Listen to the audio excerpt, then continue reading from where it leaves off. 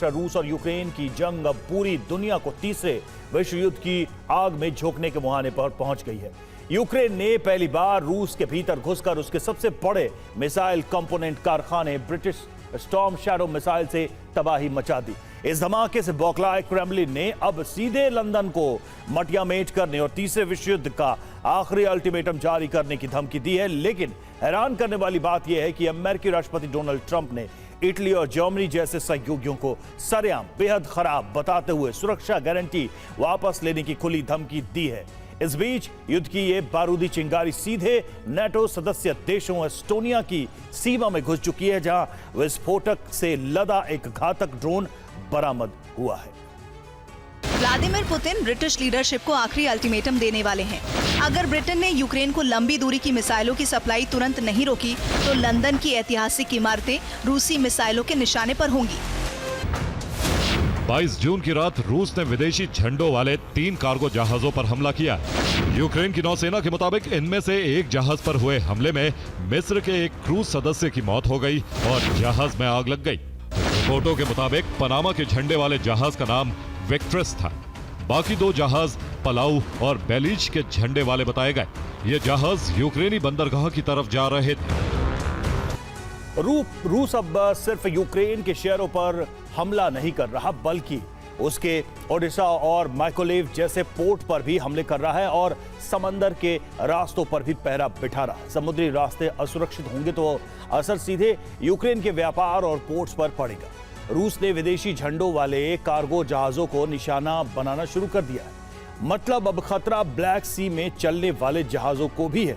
Ukraine के बंदरगाहों तक पहुंचने वाला हर जहाज अब खतरे के घेरे में आ गया है।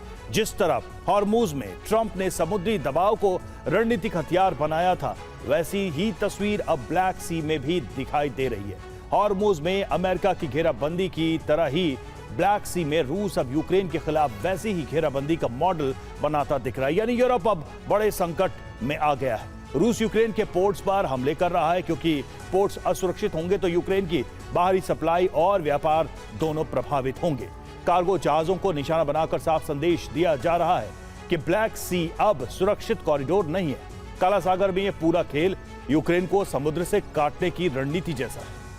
लंदन ने यूक्रेन के लिए लंबी दूरी की मिसाइलों के 3 नए प्रोटोटाइप तैयार किए। रिपोर्टों के मुताबिक हाल ही में स्कॉटलैंड के हेब्राइड्स रेंज में इनका कामयाब लाइव फायर टेस्ट भी किया गया।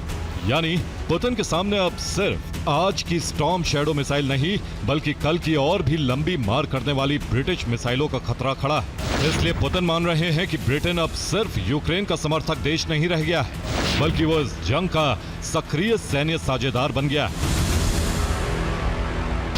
रूस पर ब्रिटिश स्टॉर्म शैडो हमले के तुरंत बाद नाटो देश एस्टोनिया की सीमा के अंदर विस्फोटक से लदा एक ड्रोन बरामद हुआ। एस्टोनिया के रक्षा मंत्रालय ने इसे अपनी संप्रभुता और राष्ट्रीय सुरक्षा के लिए बड़ा खतरा माना। इसके बाद एस्टोनियाई सीमा पर हाई अलर्ट घोषित किया गया। सुरक्षा तैयारियां बढ़ाई गईं और सेना की तैनाती तेज कर दी गई। इससे पहले मार्च में एक यूक्रेनी ड्रोन एस्टोनिया के पावर प्लांट की चिमनी से टकराया था।